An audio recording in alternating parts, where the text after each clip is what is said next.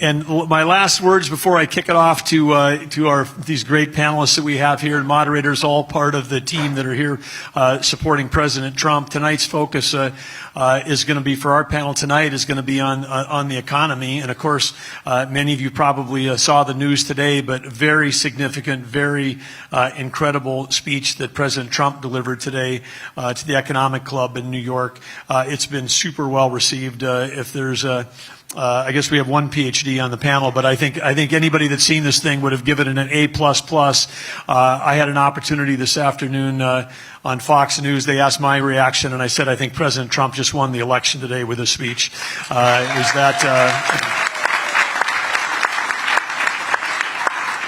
The contrast on taxes, regulation, the border, which of course affects our economy, energy production, and how energy production is tied to national security and the proxy wars going right now. He covered it all. He nailed it all today. And I said the contrast, incredible contrast between what Kamala Harris is proposing and what President Trump is. We'll talk about that tonight. I'm sure you've got questions in here, but I just wanted to pass on. I had an opportunity to talk to President Trump just about 90 minutes ago, and obviously he was very excited that the four of us were all here in Wisconsin meeting with all of you. He wanted me personally to say hi to all of you tonight. He wanted to pass on that thing. He said we've got to win Milwaukee. We got to win this county. Tell everybody thank you for being here tonight. So that's direct from President Trump, and of course I had a chance to thank him for the great economic speech he gave today. And he said to me, he said, well, you know, he said, I wrote that myself. And he did. I mean, he wrote and rewrote this thing. He worked on it. He's put some real teeth in the thing. It was a fantastic speech. And again, that's a contrast right there, because we know that when Kamala Harris is giving the economic speech, we know that was written by someone else. I think she's got another one coming up on Monday, which is written by Obama's advisors. And so, but we've got someone that has actually worked in the private sector as President Trump, created jobs, served as our president, delivered a fantastic economy. When he says he's going to cut regulations, cut taxes, and hit pro-growth and drive energy, you can believe him, because that's what he did the first time around when he was in this thing. And so anyway, yeah, go ahead. Thank you for that. But to kick it off, as I said, we're just going to have a little discussion among ourselves, but we're going to have each of these folks here. But Governor, what an incredible career you've had, and you know the state better than probably anyone. You've served it longer. I've walked in every community in the state. And you've been in politics long enough to know you need to use that mic closer to your. That's although the people in the front row heard you. He said he's walked in every community in the state, which he has. They all know him. But tell us a little bit why, for Wisconsin, why you're here, why you're supporting President Trump, and why is it important for Wisconsin that he gets back in the White House? The only reason I'm here is because I've been looking for a long time to find somebody that was born and grew up in a smaller community than my own Elroy. And you grew up in Arthur, only 310 population. Elroy's 1,500. I had to come and see a real politician that did well from a small community. That's why I'm here.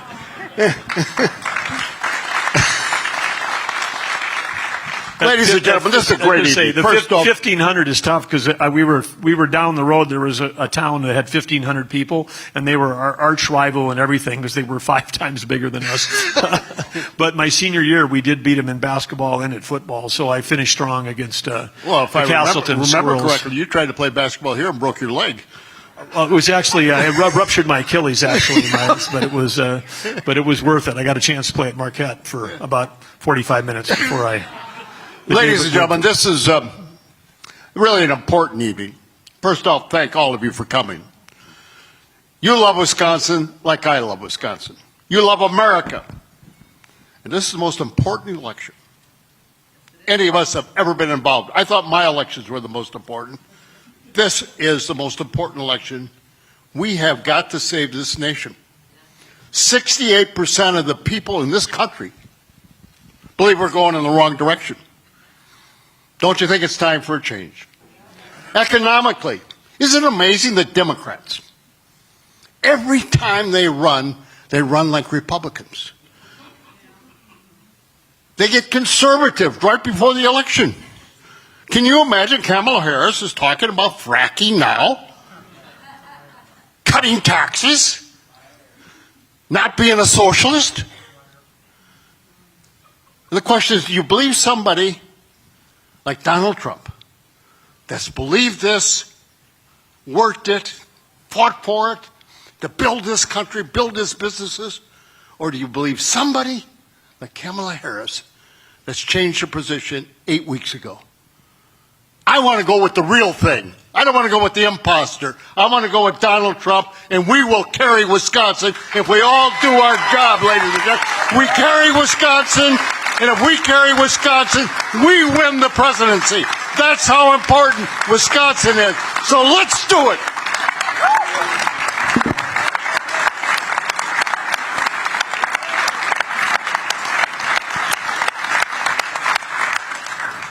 That's what we're talking about. That is a tough act to follow, Governor. I don't know how I pulled the short straw to come after you. I'm here tonight. First of all, it's an honor and a privilege to be back in your fair city and your beautiful state. We were here 6 weeks ago for the Republican National Convention. I love this city. I love this state. I love your cheese curds, which I had some at the hotel this afternoon, and I have to have you send to me some by the bag. But it is an honor and a privilege to be here with all of you. Thank you for caring enough about the future of your country to be here tonight on a Thursday afternoon in early September. It means the world to all of us that you've come out to hear us, but it means even more to your fellow Americans that you care enough to be here tonight. I am here because I am somewhat famously Donald Trump's very first non-family supporter, literally June of 2015 when he came down that escalator and he made that first speech. 2 or 3 nights later, I was on with Bill O'Reilly, and everybody was having a hearty laugh about Trump, and this is a vanity run, and he's going to last 2 weeks, and then he's going to be out, and it's for The Apprentice, and so on. And I remember looking at O'Reilly live on TV, and I said, stop laughing. Do not underestimate him. He is going to pull the whole thing off. And to this day, people say to me, what is it that you saw in him in those first days? And the answer is that the Republican Party was different by the time he came to us in 2015. The country was different after 8 years of Obama-Biden, destroying the U.S. economy, making America much, much weaker. And I saw that there was a real hunger for an outsider who could truly be a disruptor. And what Donald Trump did in 2015 was he looked at all of us here today and all of our fellow Americans, the forgotten men and women who have been screwed over by globalism, by exporting our jobs overseas, particularly to China, for decades. And it wasn't just the Democrats, it was the Republican establishment as well. The duopoly, the uni-party in Washington, D.C. And because he was not one of them, and because he was not beholden to them, he stood out as the singular figure who could take both parties on and stand for all of us and fight for all of us. And so in 2016, we all took a leap of faith because Donald Trump had never done any of this before, right? He came out of nowhere, blue-collar billionaire, real estate guy in New York, where I'm from. Pray for me, by the way. Congressman Steil has a great district here in Wisconsin. My congressman is Jerry Nadler. I know, this is what I mean. Pray for me, okay? But we all took a leap of faith electing Donald Trump that he would actually not be a traditional politician and BS his way through governing and serve the uni party and serve the globalists, but serve us. And you know what? He did. He delivered for the forgotten men and women by delivering a booming economy through a pro-growth economic agenda, which we're going to talk about here today. He did it by delivering an enforced border. He delivered it by delivering law and order, and he delivered it by delivering world peace. I don't know what anymore anybody expects or wants from an American president than those 4 things. He did it once, he's going to do it again. And I know of no stronger leader on the economy or any of these other issues than Donald Trump, certainly not in my lifetime and probably never in American history. Thank you, Monica. So well said. Thank you, and thank you for being an early believer. We've got that on. We've got it on tape. We know that it happened, just as you said. Congressman, so great to be here in your state. Thank you for all of your service. Thanks for being here tonight. We know you've got an election coming up this fall as well. We think it's safely in hand. But tell us a little bit about, again, your thoughts on why Trump matters for all of Wisconsin and for your district. Governor Monica, welcome back to Wisconsin. We have an opportunity to get our country back on track. And there are two key policies to do that. It's to bring down inflation, it's to secure the border. And I think a lot about a young couple who I met in Kenosha, Wisconsin last week who was talking to me about how they are struggling to get out from being able to pay the rent to paying a mortgage. And I want to come back to that in a second. I also remember a woman that I'll never forget who lost her daughter to fentanyl. That was a gut-wrenching conversation. And that's a drug that we all know is designed in China, produced in Mexico, trafficked across the border into the United States of America, and is killing people right here in our state of Wisconsin and across the country in numbers that are really unimaginable. In Kenosha County alone, just down the road from here, was over 40 fentanyl-related overdose deaths. In Milwaukee County, where we are today, over 500 fentanyl-related overdose deaths last year. These are the results of bad policies by the Biden-Harris administration. They unleashed reckless inflation upon the American public under 2 years of Democratic one-party control when they unleashed spending. We know under President Trump we can do the opposite. We can actually control inflation and raise wages. And he showed how to do that. To unwind what the Biden administration has done, we have to do, I think, three key things. You got to address the reckless spending that's come out of Washington. You have to bring down the regulatory burden, and you have to unleash American energy. The Biden administration has literally done the opposite on every single one of those. And we can return and get our country back on track so families like the young couple who I was chatting with has an opportunity to go from paying the rent to paying a mortgage once again. And on the border side, this administration has chosen to not secure the U.S.-Mexico border. President Trump showed that we can secure the U.S.-Mexico border. This administration, on their own, today, if they wanted to, could do four key things. They could reinstate stay in Mexico. They could end abuse of the parole system. They could stop catch and release. And they could restart border wall construction immediately. On day one of President Trump coming into office, he's going to do all four. And the result of that is we will have a secure border, which has a huge impact to us here in the state of Wisconsin. So if I deciphered this down to two policies, it's inflation and illegal immigration, and President Trump is right on both of them.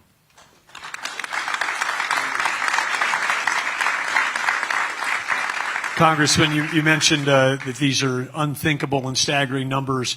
It's hard to imagine, folks, but since Biden-Harris took office, we have lost now over 330,000 Americans to overdose deaths. And I don't want to call a fentanyl an overdose because in many cases they don't even know they're taking fentanyl. These are accidental or intentional poisonings, depending on your view of where China plays in that.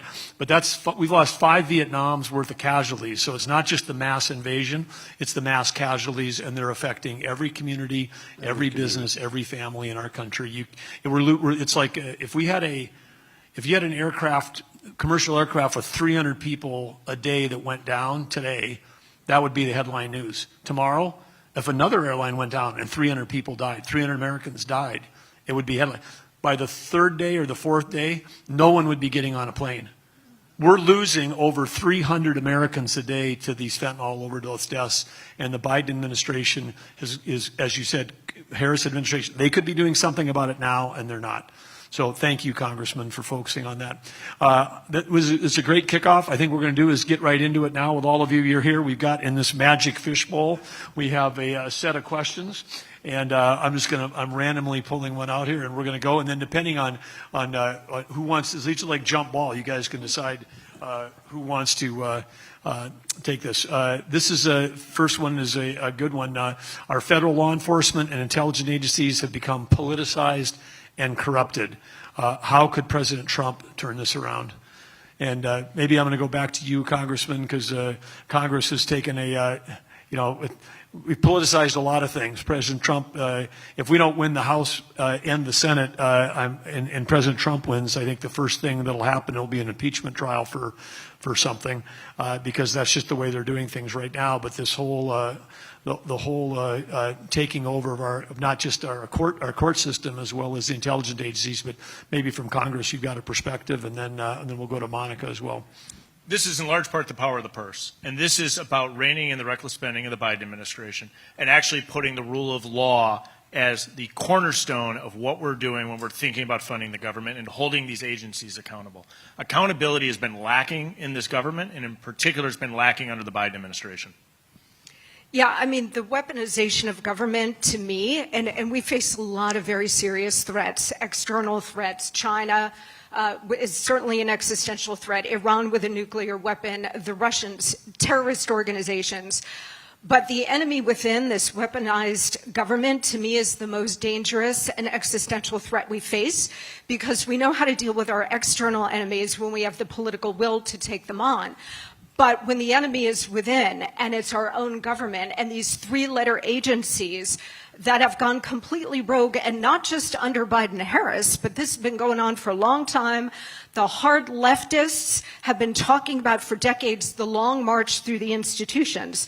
They've had their eyes on this prize of knocking over the United States for a very long time, and this is why now we're at this tipping point, because it's been going on for so long. This is their end game. And that's why all of these events seem very accelerated. Weaponized government, and I've asked President Trump about this as well. He recognizes the danger.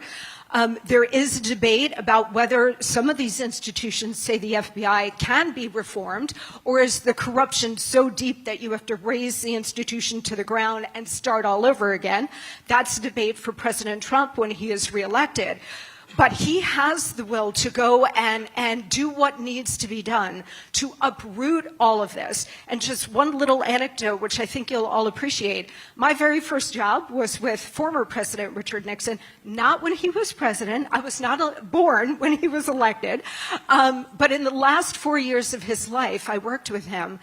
And he shared a story about Democrat Senator Daniel Patrick Moynihan out of New York. They were very good friends back when, bipartisan friendships were possible, and they were both intellectuals. So they used to share books and articles and spend hours on the phone. When Richard Nixon was elected president in 1968 and he was coming into office, Moynihan called him and he said, "Mr. President, my greatest piece of advice to you is that you need to uproot the executive branch and reform it completely. And that kind of reform needs to happen once every generation, because if we don't do that, this kind of entrenched corruption will get so deep, it will take the entire country off the rails and head us into a tyrannical kind of situation." Guess what? This is where we are, because that kind of reform has not happened since the end of World War II, when we had that first big reform of the executive branch. So this has been rolling for like 70, 80 years. So President Trump is definitely going to have his work cut out for him. It's going to take a lot of courage, a lot of political will, a lot of support from Congress and from the states as well, because as strong as he is, he's only one man. He's going to need all of us to back him up as he takes this huge leviathan of the U.S. government and the corruption that has been so deeply entrenched for decades, taking that on and restoring the power back to us. Donald Trump began to do it in the first term, and he's going to do it again. And he's going to finish the job this time. Governor. One of the first things you learn going into law school is that we're a country of laws, not of men. We're a country of laws. We've lost that. Congress has lost it. And when I was governor, and when President Nixon was president, and when John F. Kennedy was president, Democrats and Republicans took each other to task when they overstepped the boundary. We don't have that anymore. Nobody ever questions in the Democratic Party, is this legal? This is lawful. They just do it. And the second thing we've lost in our country is called honesty. You can say anything about anybody and do anything, and nobody questions it. And to try and disprove a lie is almost impossible. And so what we have to do is what President Trump tried to do, and now is going to do it. His last term, he has nothing to lose. He is going to drain the swamp, ladies and gentlemen. He is going to bring back honesty and integrity, and he is going to get the Democrats and Republicans to sit down and say, we are a country of laws, this is the Constitution, and we're going to adhere to it, and we are going to do what is right for the people of Wisconsin, even North Dakota, and America.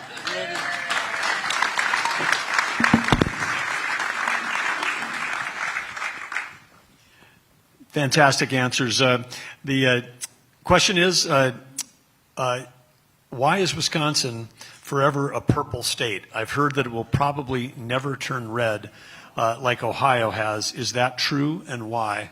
And I guess I'm going to go to the two Wisconsinites. Don't come to the New Yorker on that one. Wisconsin was a red state. The Republican Party was born in the state of Wisconsin. Ripon, Wisconsin. Ripon, Wisconsin. Where my uncle used to live. What? My uncle used to live in Ripon. You know, there was something about you I liked. You must have been a great American. And the Republican Party we lost our way. We lost our way when Dick Nixon got impeached. The Democrats took over both houses of the legislature. They gerrymandered the state, and they made sure that the Democrats were able to be elected. I got elected, and for the first time, I had Democrats in control of both houses when I was governor. I sat them down, and we talked. But over the years, we were able to show progress, pass good laws, good initiatives, and the people responded. And we started turning the state into a red state. And now, we've fallen back. We have got to get the truth out there. We've got to be able to tell people, do you want the real thing or the fake thing? Do you want to close the borders? You vote for Donald Trump and the Republicans. If you want to get inflation down, you vote for Donald Trump. I wish Ronald Reagan was back too. And Republicans. If you want to be able to get energy down, just think of this, ladies and gentlemen. Very simple. Very simple this. And that is two things. Executive orders by President Biden and Kamala Harris the first week in office. They opened up the border. They closed down the Keystone Pipeline. Remember that? And what happened? The border opened up. Fentanyl came in. We got illegal people coming in from all over. Energy prices went up. The first week, and they've had 3 years and 9 months to change it. They haven't done a damn thing, ladies and gentlemen. Not a damn thing. And the first week that Donald Trump is back, those executive orders are gone. We close the border, and we get energy prices back, and we drill. That is the Republican way. And that will change Wisconsin. That will change the country. We're going to show the people of Wisconsin and America that the Republican way is the right way, and we will become a red state again, and we'll make America once again the best country in the world, and once again we're going to rebuild it.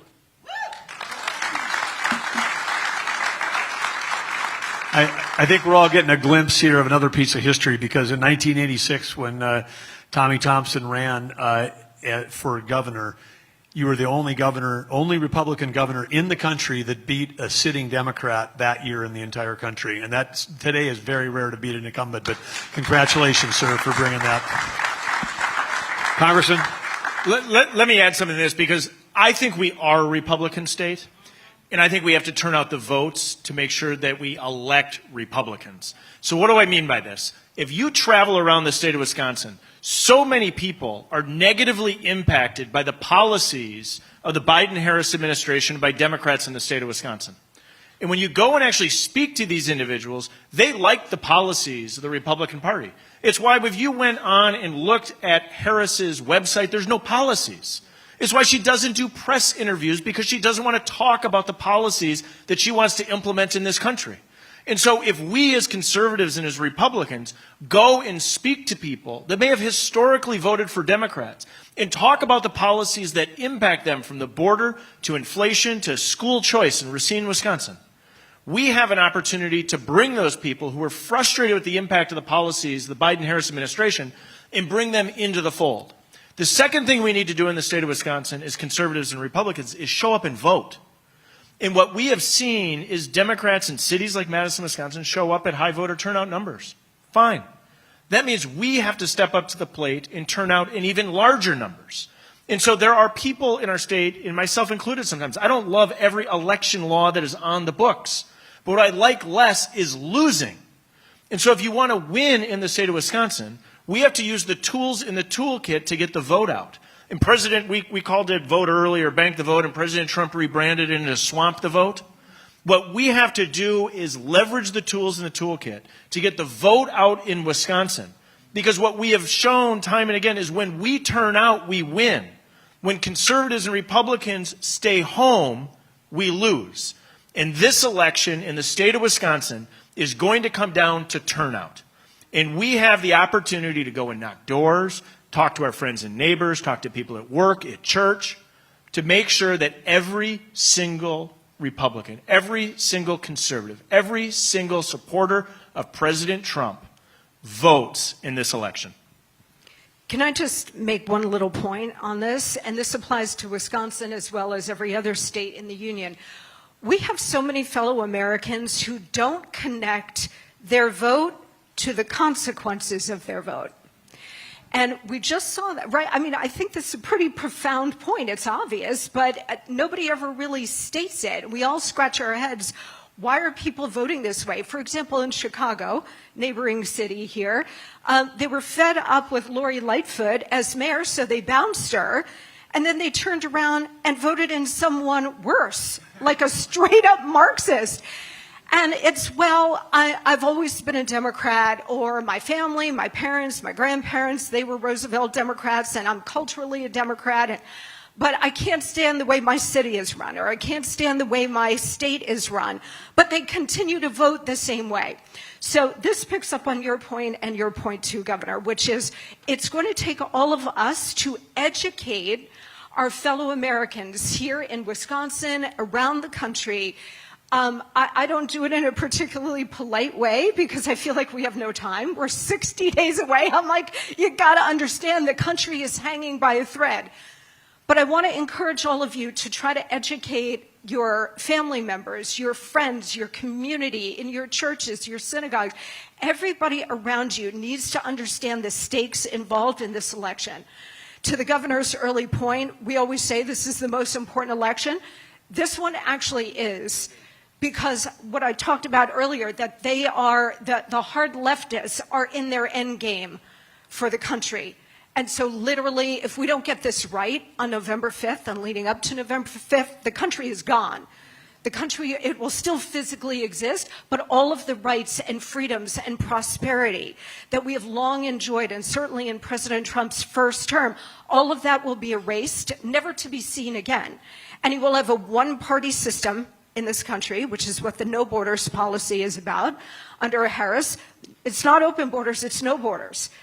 And the reason they are doing this is to erase the border, flood the country with tens of millions of illegal immigrants. And we all know the economic, social, and national security threats that those no border policies have brought all of us. But it's also to tip the country to a one-party state and a one-party system. So you will never, forget Donald Trump, you'll never get another Republican president ever again. It will be done. So I just want to encourage all of you to understand, I know you all do, which is why you're here, but to understand that, yes, of course this is about bringing President Trump back so we got the extraordinarily successful policies of a robust, thriving, growing U.S. economy with little to no inflation and historically low unemployment rates for every demographic group. And we get that enforced border back. He basically had illegal immigration and the border solved. He solved the problem. We'll get that back. Law and order, rebuilding our cities, rebuilding our military, peace through strength abroad. All of those successes will come back. But his reelection is even bigger than what he is going to do in restoring America and reviving our economy in a second term. It is about setting America back on a trajectory of taking it out of the grip of the hard left that seeks to destroy it. That is what is at stake here in this election, and that's why we have to communicate that to everybody we know in every way possible.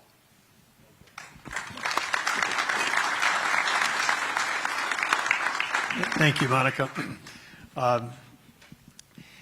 This is a question, and that is, I guess, we'll keep it focused on Wisconsin again here because, and it ties back in this. But how will the RNC, how will the Trump team, how will Republicans help with election integrity? This is a concern on everybody's mind.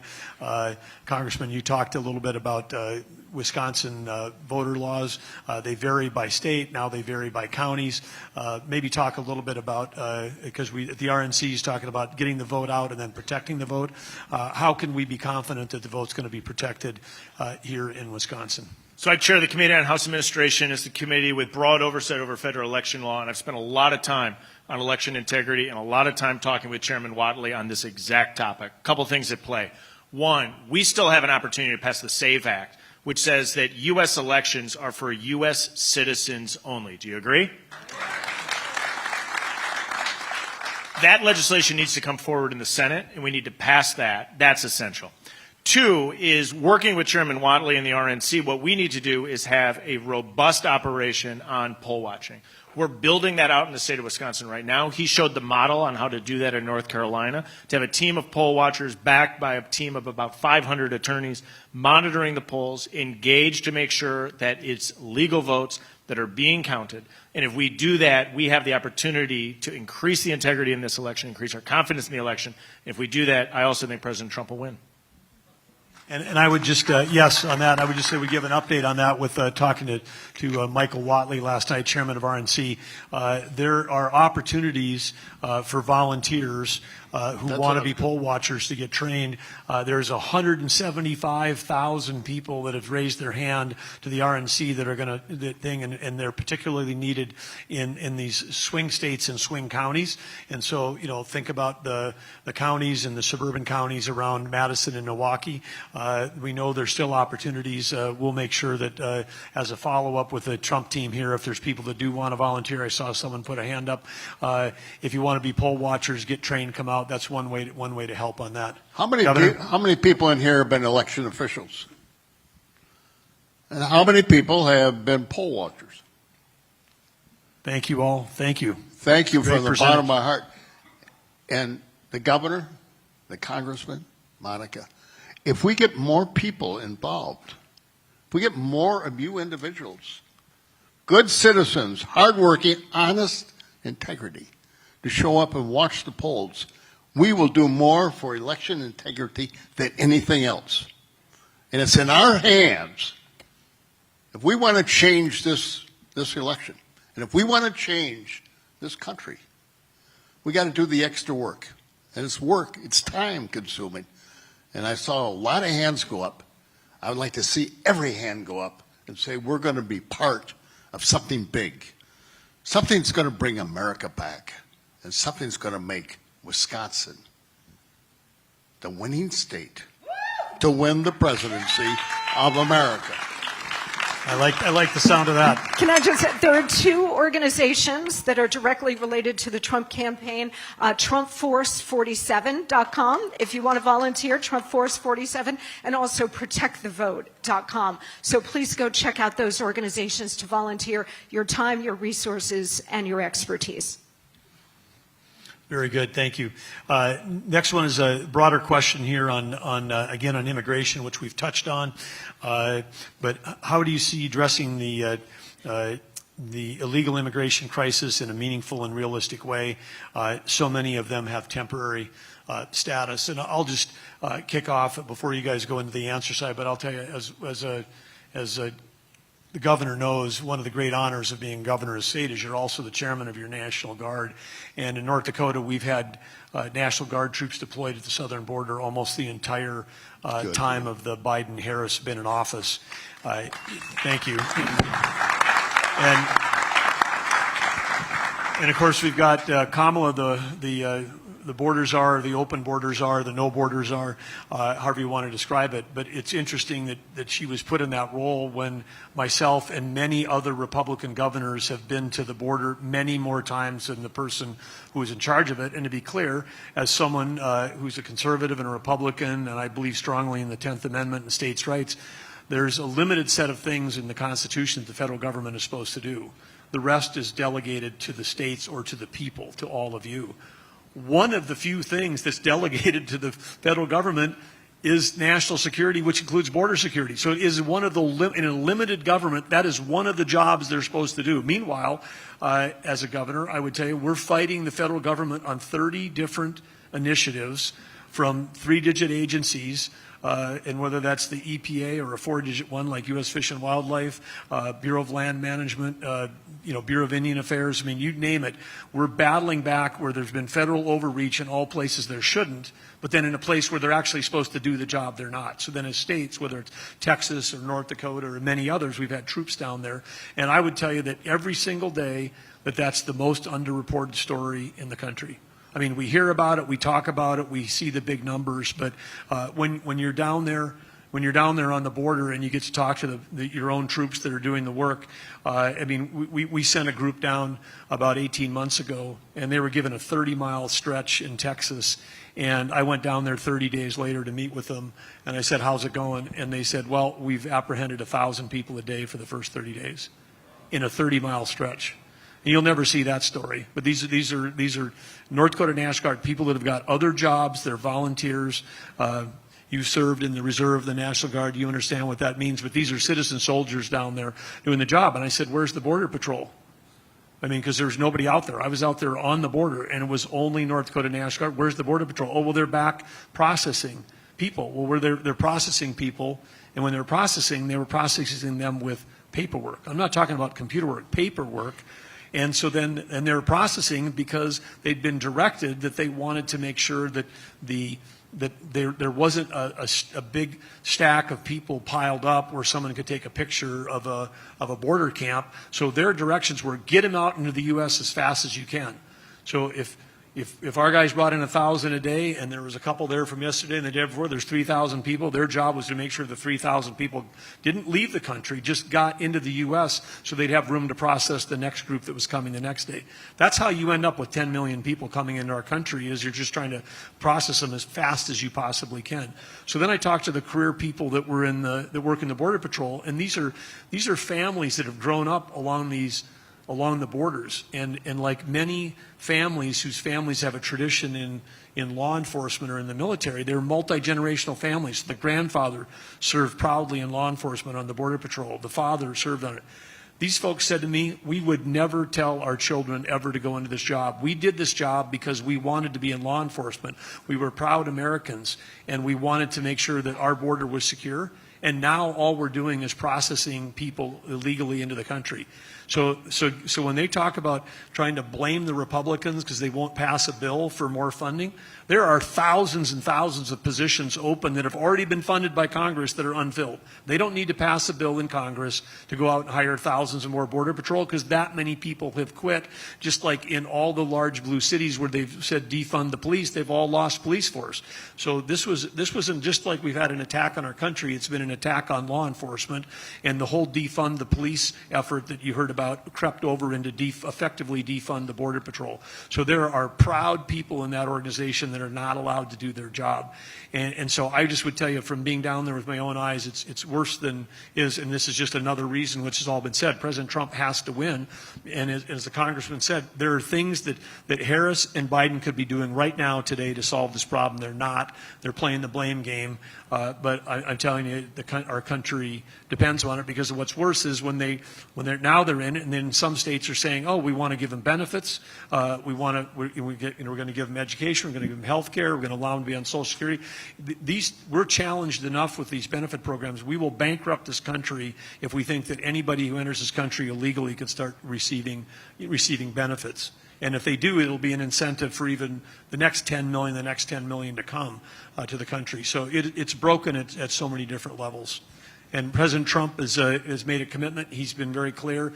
He's been clear all along that he's going to secure the border on day one. He's got all the tools to get it done. It's utterly amazing to me that they open up the border to get more illegals in. The ultimate objective is to have, as Monica said, to vote. They want to control our elections. They want to control the direction of our country. And this election, as all of us have said, is the most important one. Kamala says she's going to get tough on the border. She's never been there. She's a border czar. She's never been there. She could change, and President Biden could change everything tomorrow. An executive order. You don't need a law. They suspended what Donald Trump was going to do. Fentanyl, as the congressman has pointed out, has increased 97% in our country. And as the good governor said, 300 people a day are dying. And all we have to do is close the border, ladies and gentlemen, and do it legally. As I said, we're a country of laws. Let's allow legal immigrants to come into our country, because we're all immigrants, but let's do it the old-fashioned way. Let's be legal, and let's do it correctly. And let's stop the terrorists, the drug dealers, the individuals that are preying on kids and women. Goodbye to them. We'll never do it with the Democrats in control. It's as simple as that. So if you really want to control the border, knock down illegal drugs, vote Republican, vote Trump, and we will win, and we will carry the message, and we will get this country turned around, and that is why all of us are here tonight. So let's do it, ladies and gentlemen.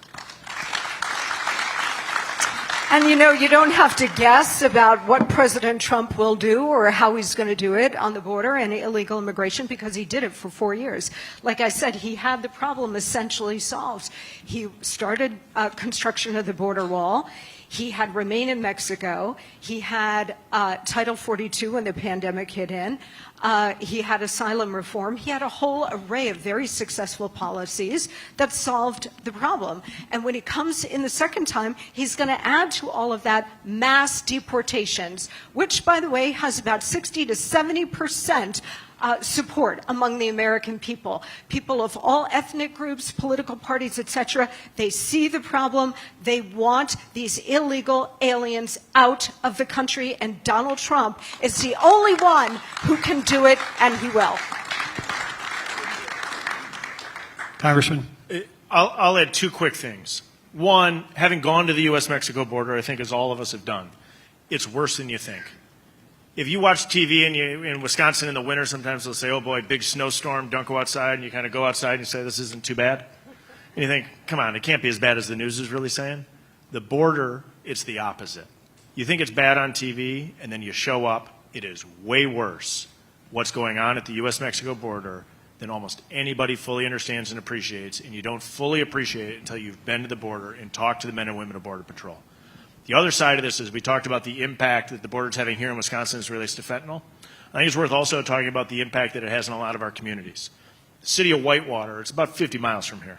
15,000 people, big city for you two governors.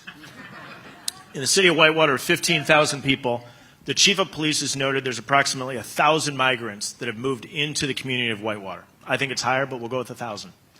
The impact that that is having on our first responders, our firefighters and our EMS can't be overstated. And the impact that that's having on school districts is significant. Roughly 200 students have been added into the school district of Whitewater, school district with approximately 2,000 students, about a 10% increase. And many of these young students come from Venezuela and Nicaragua, speak Spanish as their native language, and often their age doesn't match their grade achievement, meaning you might have a boy that should be in 5th grade but has a 3rd grade education and speaks Spanish as their native language. It's a huge burden on the school district in a community like Whitewater. Whitewater is just one example of what's occurring in communities of smaller size all across our country. Our media likes to focus on New York City or Chicago or Denver. They often don't pay attention to the real and substantive impact the Biden-Harris policies are having on communities across the state of Wisconsin, large and small. Yeah, and there's another related question here is how will you help secure all our borders? I say this is also as a large border state, North Dakota. We got 325 miles. One of the things that's also been unreported is when we had the not hiring down at the southern border, then Homeland Security's pulled people off the northern border, sent them to the southern border. Now about 10% of the folks that are infiltrating illegally are coming across the northern border. We had traditionally 18 border crossings in our state. Some of them have been closed since COVID. Some have got reduced hours. We've got agriculture producers that now have to drive, 120 miles to get to a soybean plant in Manitoba that's only 15 miles away because of closed and reduced hours. So it's affecting economically, but it's also we've got people crossing the border that are on the northern border that's happening from New Hampshire to the state of Washington. So it's a trickling effect. The southern border is the biggest problem, but we have to focus on all of our borders. And the last thing I would say on the border too is the cartels. The cartels are so well funded. When you're down there I'm standing on the one side of the Rio Grande and with the people and they're just pointing over and there's the houses on the other side and some of them have got 2 stories and nice, balconies and overlooks. And I'm like, wow, somebody's got some money over there. Well, that's a cartel house. That's a cartel house. There's people standing up there and then they're sending people across while we're standing there. Well, they're sending people across because they've got to clear out their train of homes where they're getting paid. The cartels make so much money on the human trafficking, shoving people across, and they take the dollars out of them. They do post-crossing interviews, and the average what a person is paying that's crossing is basically whatever money they still had in their pocket. They have to hand it over before they cross over, so then they're penniless when they get to the U.S. Or if they don't have money, then they say, hey, carry drugs across for us. But and some of those cartels are making tens of millions of dollars in a week on these border crossings. And this is not, not all these people are coming through the Darien Gap. When I was in a sector closer to the Pacific, where our troops were, that was just this last year, there was people there that had coming from China that had left China 2 days before. They flew to Ecuador because you can fly there without a visa, and then from there you can fly without a visa to one of the major cities in Mexico to near the border, Mexicali, Tijuana, one of these cities. Scales fly in there, and then you basically get an Uber. I mean, they get a guy with a Suburban. They put 15 people and they drive them to the gap in the wall, and there's people coming across from China with neck pillows and roller bags. They'd left China 2 days earlier. This is not some struggling Latin American family. These are people that had money and were coming across. Some were paying to have them do jet ski from Mexico past up to San Diego, $5,000 for a jet ski ride to bypass the whole thing. Then you don't need to walk across the border. So just insane things that this is all, like I say, when it's being underreported, it's underreported. So that's we'll move on from the border topic, but a lot of good questions here tonight. One thing, I have a couple of questions here about younger voters. How's the Trump campaign doing to attract Gen Z voters, and what can we do to attract? What can the Republican Party do to get more young people involved? So this is the younger generation voter challenge, but I'll kick it out to all of you. And we got 2 people here who've won elections with a lot of young people supporting you. Congressman, when you were running now, and Tommy, when you were running, you had a great movement of young people supporting you and working for you. What are your thoughts? Republicans have got to learn that they got to go places that's not safe for them. They got to go on the campuses and talk to the students. I get it. And you're amazing. The more you talk to students, the more they ask you questions, and you convince them. You get them energized. Several of these young people here on the Trump team were college students in Wisconsin and now went on and liked what they heard with the Trump team, and now we're the Trump team. We just got to do more of it. We got to go into the black churches as Republicans and talk to the individuals and go and talk to individuals that don't look like us sometimes and don't support us, but willing to listen. And we got to do that. And there are more young people out there that want to get involved, and we got to ask them. And how we do that? You just go to places where Republicans usually don't go, like Madison. I used to go, I carried Dane County. The only Republicans ever carried Dane County. Because I went to the campuses, I spoke to the young Republicans, I spoke to the young Democrats, almost got thrown out, but I did. And you got to do that. And you know something? If we get 30% of the vote in Dane County, Governor, we win the election. If we get 40% of the vote in Milwaukee County, we win the election. I carried Milwaukee County twice when I was governor. It's easy. Not easy. But it can be done if you're not afraid to go to places where Republicans aren't usually going. Go there, talk to them. They're just like you and I. It's hard to make a living right now. It's hard to pay your rent. It's hard to buy your groceries. It's hard to raise your children. Go talk to them and say there's a better way. It's not the liberal, progressive, socialistic views of Biden and Harris. It's the Donald Trump thing that wants to drain the swamp, wants to give everybody a job, allow people to work, keep some of their money, lower their taxes instead of raise their taxes. Now you answer this question. Would you rather have lower taxes or higher taxes? I think lower taxes. Well, then you better vote Republican.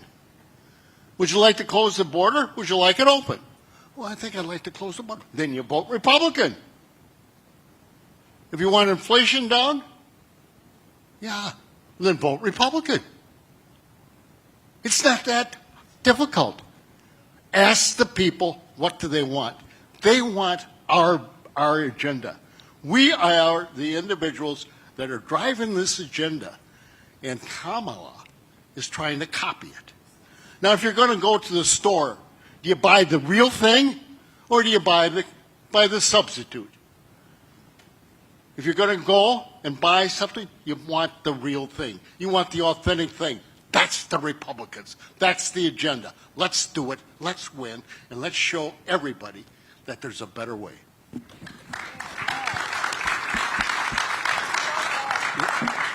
Congressman, young voters? Let me build on what Governor Thompson just said. You got to show up and sell the policies. And President Trump is really good at that.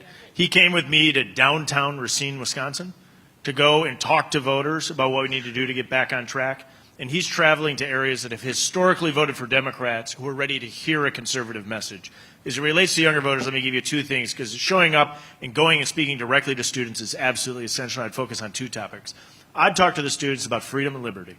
And I would say, in particular, if you don't think your government can take away your freedoms and liberties, look back at what happened to students during COVID. In our nation's largest liberal cities, our school districts closed and prevented those students from having an opportunity to go and get an education. And far after almost everyone knew that it was safe for those students to go back to school, our biggest liberal cities and our biggest liberal school boards bought into the teachers union and refused to reopen those schools to the detriment of students. In talking about freedoms and liberties that we cherish in this country, that we are fighting for, that President Trump is fighting for, is something we have to talk more about to students. And the second piece is the Harris-Biden administration, the Biden-Harris administration, either way, they think that they can go and buy votes. And if you look at the student loan giveaway, there are some students who will allow themselves to sell out on the student loan giveaway.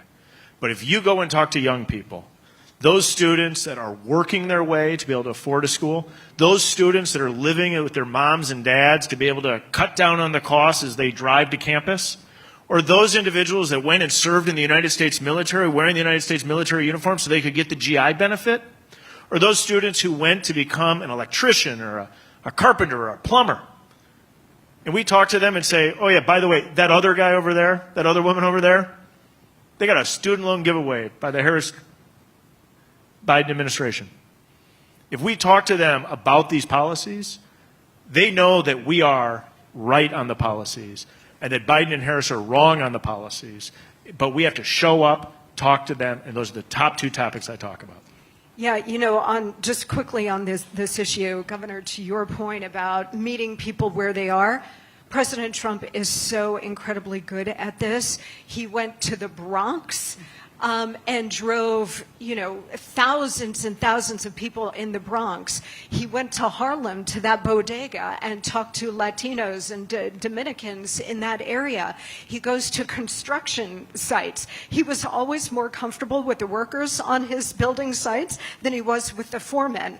And that shows because he is one of us. He's not one of them. So he does meet people where they are. He did more for the African American community as president than any other modern president. And in terms of young people, he's also doing an extraordinary job meeting them where they are. He's doing all these young, hip podcasts. Aiden Ross. But apparently it's huge. He's doing all of he did my podcast last week, by the way. So if you're not listening to my podcast, you should. Because he was on my show last week and actually broke the news about the SAVE Act. He announced on my show that he does support having Congress attach the SAVE Act to the spending bill coming up next week. But he's doing all of these shows to reach all kinds of constituencies, younger voters, meeting them where they are. And the message here is to younger voters is about the American dream and how it is evaporating before our eyes. It is being stolen from all of us, but certainly from them. They will not be able to afford a house because interest rates are so high. And inflation is just eating up all of our incomes, all of our savings. They're not even going to be able to get off of square one from this administration. And another 4 years, forget it, they have no future.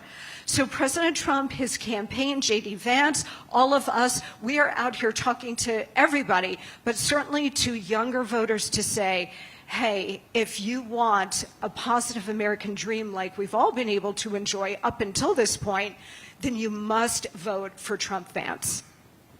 Well, I would just say on top of that, that's absolutely true because the American dream has been killed by high interest rates and by inflation. And I think one of the questions, as the governor encouraged all of you and Monica and the congressman to get out and talk to people if we're going to try to win this election in Wisconsin, one of the questions you can ask people is there anything they buy today that costs less than it did when President Trump left office? Because I don't know what they're going to come up with on the answer to that because, you know, electricity's up, gas is up, diesel's up, every type of food is up, some of it a lot. And this is so real incomes are down in America under Biden-Harris. And then again, you know, President Trump, as we kicked off today laid out this incredible economic plan of less regulation, lower taxes, protecting the borders, all the things that drive economically forward, and particularly on energy, when he was talking about opening up the federal lands for development of energy. I mean, he was talking today about how, I mean, just President Trump, I'm telling you, President Trump gets elected, the price of gasoline will drop the next day. And why will it drop? Because the futures market will reflect that there's going to be an increase in supply, because supply is being constrained by the Biden administration, by the rules and regulation. The market will react almost immediately on some of these things. It's not going to take him a long time. It's just like, hey, when he's in, we're going to have more supply. And the governor talked about on day one what they did, like canceling the Keystone XL. It's crazy to me. I mean, they called it the Keystone XL, but I've talked to the people that own that pipeline, and I said when they get a chance to reopen it, they should call it the U.S. National Security Pipeline. So when there's a protest, they could say there's another protest today at the U.S. National Security Pipeline, because that's part of what it is. Because we need energy security, and we've got to provide it for our allies. And what we've done with President Trump's energy policy is so correct and so on target, because it would mean that we'd be supplying energy to our allies, like in Western Europe. He's the guy that stopped the Nord Stream pipeline. So they killed the Keystone XL, Biden-Harris, on day one, and then they allowed the Nord Stream 2 to go through, and allowing the Nord Stream 2 pipeline to go through was like turning on a spigot of tens of billions of dollars for Putin, because what was running through that pipeline was Russian gas. That's what was going there, and that's what he's using to fund the war against Ukraine. And then the Biden-Harris administration, they lifted the sanctions against Iran, and now Iran, President Trump had Iran financially on their knees. He had them almost literally broke as a country. Now they're funding over 24 different terrorist organizations. They have over $100 billion on their balance sheet. Both Russia and Iran became the discount gas station for China. China's building up its strategic petroleum reserve. Countries do that when they're getting ready to fight a war like World War III. And then what did Biden do in the middle of his term, Biden-Harris? They drained our strategic petroleum reserve in half to try to lower the price artificially at the pump. So their energy policies literally have hurt Americans. Every single day you're paying too much for your electricity and too much for your gas, too much for your diesel. And China was getting discount on theirs because they were getting cheap stuff that was coming from the adversaries that were using that to fund the 2 proxy wars against us. So it's like a crazy upside down, 100% wrong world on energy, and that's driven the inflation. When inflation goes up, interest rates go up, there goes the American dream, because you can't afford to buy a house. Anybody in that generation, this is all going to get turned around under President Trump. As we draw to a close here, I just want to go back to the group and say if there's any closing comments you have. There were a number of questions that came through about interest rates, first-time home buyers, and others. There was one question about, what can we do about the fact that Harris refuses to interview for the most important job on the planet. It is a great question, because she is now a historic figure. She's a historic figure because no candidate has ever gotten this close to an election without having to do any interviews or get a single vote. Well, either of those things. So, but to close out again, particularly on today, when the focus for President Trump, like I said, what he laid out today was a fantastic policy. The contrast with Harris, her thing a couple weeks ago was she talked about the opportunity economy. I guess the opportunity is if you're a small business and you want to open up your business, then you have the opportunity to have her tell you what you can charge for what you're selling, because they're going to put in price controls. Price controls on food. Venezuela put in price controls on food, and so there's cheap food in Venezuela. You know who's eating it? People in Ecuador and Peru, because the cartels take all the food, they buy it in quantity, there's food shortages in Venezuela, and then they take it and then they sell it for its real market price and make a margin in another country, and then meanwhile the people in Venezuela are starving, so they leave the country and they're all flooding to the United States. Price controls have been tried over and over and over throughout history. They create food shortages, they generate black markets, they help organize crime. She stood there, and in her economic address 2 weeks ago, that was one of her keystone measures. I'm like, this is someone who's she and Walz have never together worked a day in the private sector. The 53 people in the Biden-Harris administration that drive the economy, that make the economic decisions, 60% of them have never worked a day in the private sector.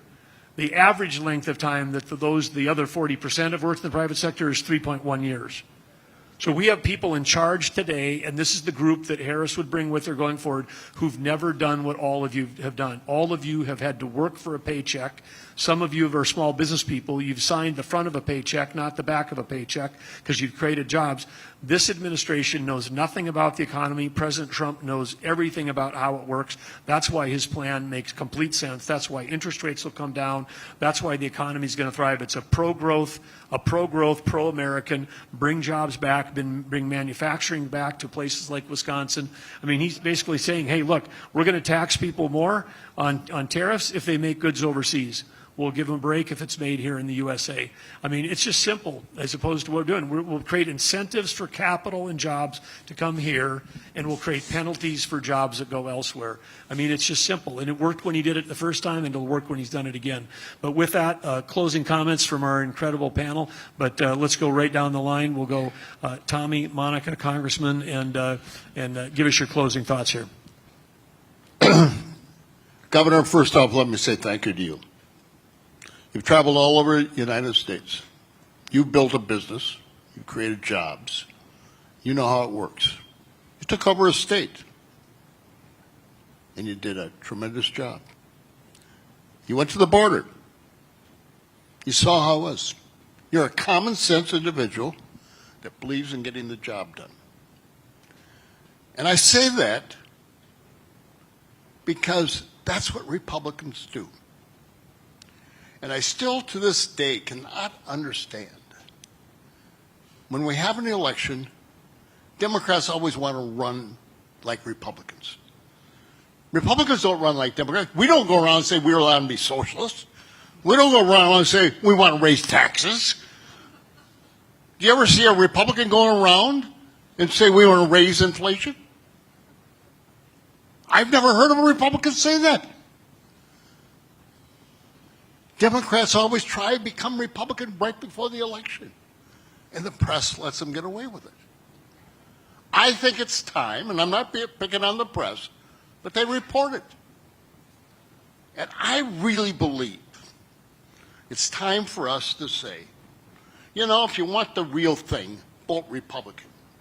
If you want to lower taxes, vote Republican. If you want to close the border and allow only legal immigrants to come in, vote Republicans.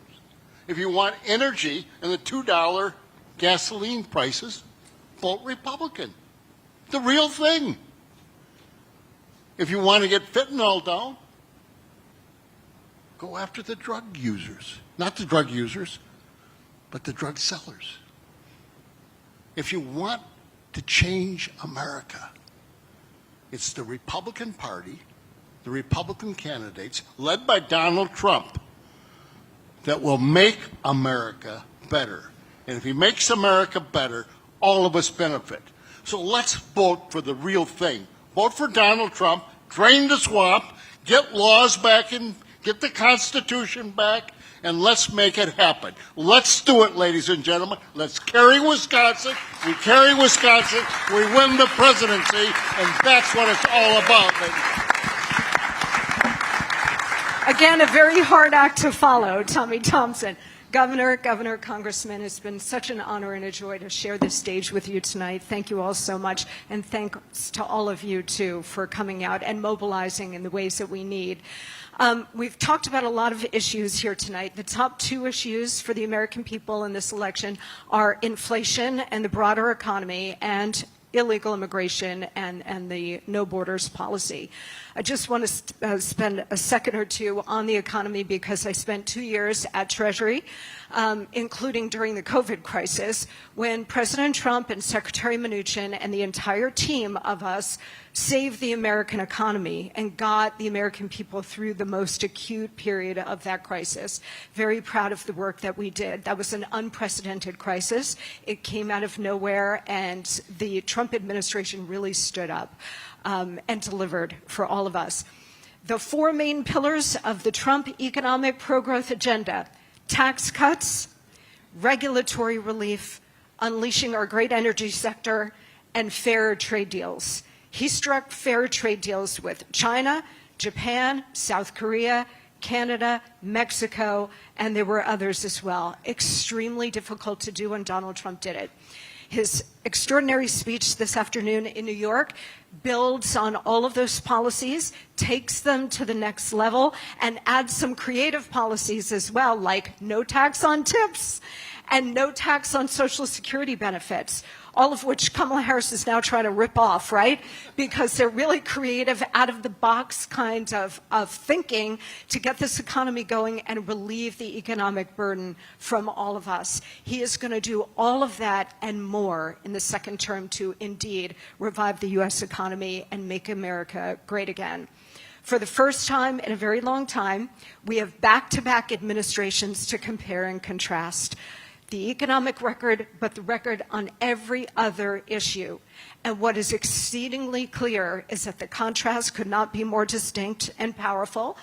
And the actual contrast is America First, which delivered a robust economy, enforced border, and world peace, versus America Last, which has delivered this historic catastrophe that we've all been suffering through for the last 3.5 years.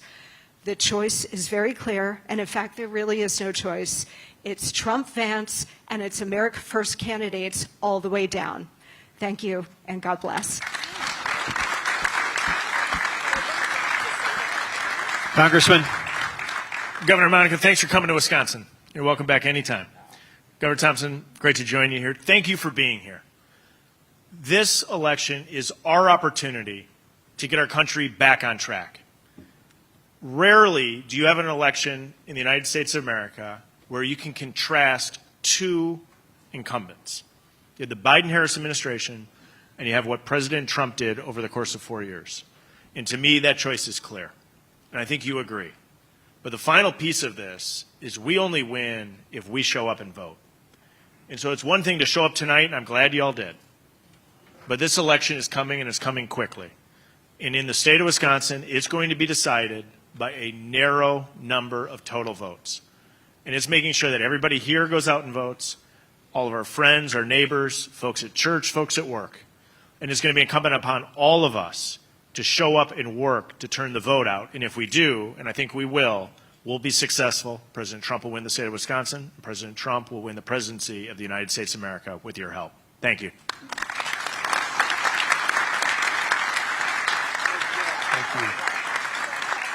Thank you. I open tonight with a reference to Theodore Roosevelt, and let me close with one as well. You've been encouraged by this great panel up here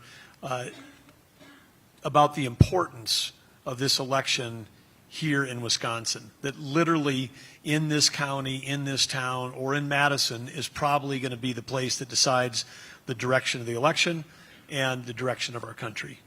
And it's just a fact, because we've got probably 43 states that are already decided. I mean, it's just the way they are. North Dakota is going to be voting red. We know that. That's a fact. And other states may be voting the other way, but we know that's a fact. Then you get down to the 7 states that are swing states. Within those swing states, there's only like 19 counties that can actually go one way or the other. And we're sitting in one of those counties right here. So what you do and the actions you take in the next 60 days could actually make a difference. And President Roosevelt, Theodore Roosevelt, said the great prize in life is the opportunity to work hard at work worth doing. I don't know any work that is more worthy of doing right now than what you're doing here tonight. You're in the arena, you were here, you're learning, you're participating. Those of you that raised your hands and said, hey, I want to volunteer, I want to work at the polls, I want to participate, think about doing that. We'll make sure that the Trump team gets that information back about how you get connected here, because in some of that's on a county, but you have to be a resident of the county sometimes to be able to be a poll watcher or work in those counties. So we'll make sure that information gets back. But you've got an opportunity to do that. And I said, and everybody here, encourage you to talk to other people.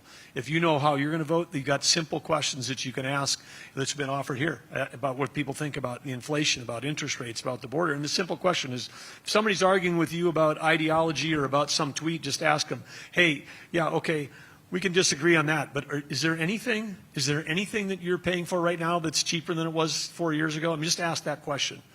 Because if we get focused on things like the economy, like inflation, that's when these are the winning issues. And these aren't winning issues for Republicans. These are winning issues for independents, for Democrats, for people that are not affiliated with any party, people who've never voted anymore. These are the things that affect every American. And that's why President Trump ran in the first place, and that's why he's running now. All of his policies lift up everybody. They're not like, oh, here's a student loan forgiveness that only forgets people that had that doesn't help someone who went to trade school and worked their whole life. It doesn't help the kid that went into the military. It doesn't even help 2 siblings in the same family.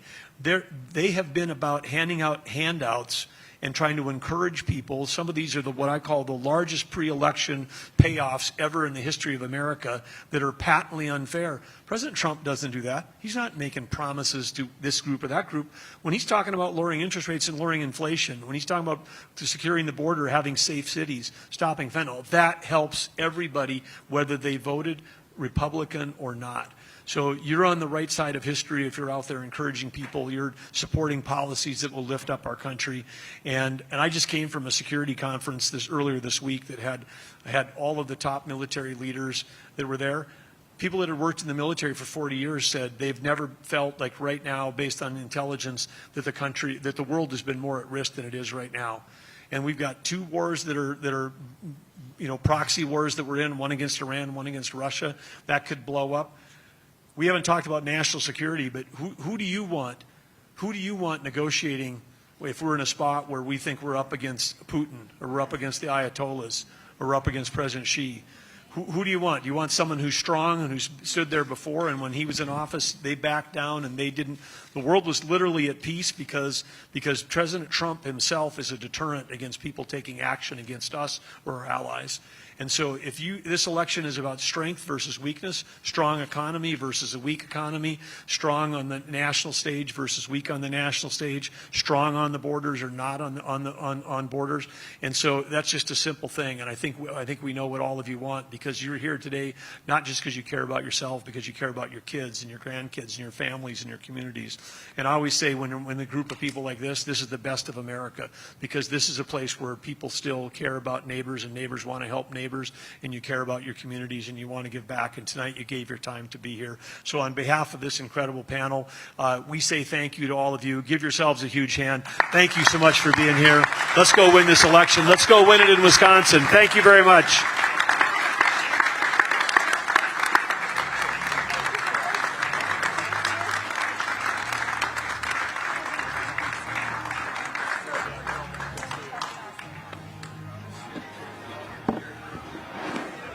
Thanks, Monica. I just wanted to say thank you. Yeah. What was it like?